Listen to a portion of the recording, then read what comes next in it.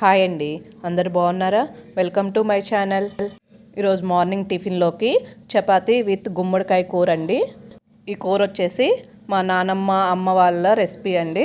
ముందుగా గుమ్మడికాయకి చెక్కు తీసి ముక్కలుగా కట్ చేసి పెట్టుకోవాలి.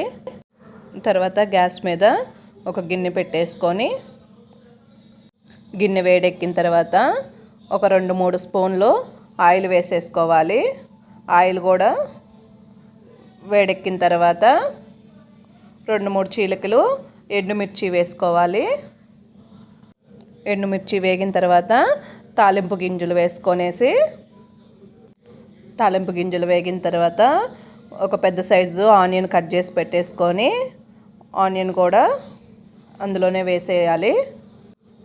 తాలింపు అంతా ఆనియన్ వేగిన తర్వాత అటు ఇటు కలిపెట్టేసుకొని ఆనియన్ ఎర్రగా వేగే వరకు ఉంచేసిన తర్వాత ముందుగా మనము కట్ చేసి పెట్టుకున్న గుమ్మడికాయ ముక్కల్ని వాటర్లో వేసి కడిగేసుకోవాలి. ఆ తర్వాత తాలింపులో గుమ్మడికాయ ముక్కల్ని వేసేసుకోవాలండి. గుమ్మడికాయ ముక్కలన్నీ వేసుకున్న తర్వాత మనకు రుచికి సరిపడా సాల్ట్ వేసుకోవాలి. సాల్ట్ వేసుకున్న తర్వాత చిటికెడు పసుపు కూడా వేసుకోవాలి. ఇక్కడ కారం వచ్చేసి ఆప్షనల్ అండి. ఫుల్ స్వీట్గా తినలేము అనుకుంటే కారం కొంచెం వేసుకోవచ్చు. నేను కొంచెం కారం వేశాను.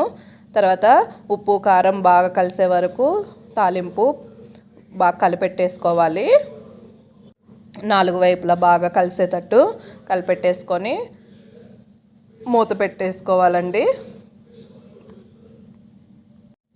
ఒక 5 నిమిషాల తర్వాత మూత తీసి చూసేసి గుమ్మడికాయ బాగా మగ్గుతుంది. మగ్గినప్పుడు బాగా కలిపెట్టేసుకొని మనం గరిటెతోటే కలిపెడుతున్నప్పుడే కొంచెము మెత్తగా అయిపోతుంటుంది. తర్వాత మనకు రుచికి సరిపడా బెల్లం వేసుకోవాలి. ఇక్కడ బెల్లం వేసుకున్న తర్వాత కూర అంతా కలిసేటట్లు బాగా కలుపుకోవాలి.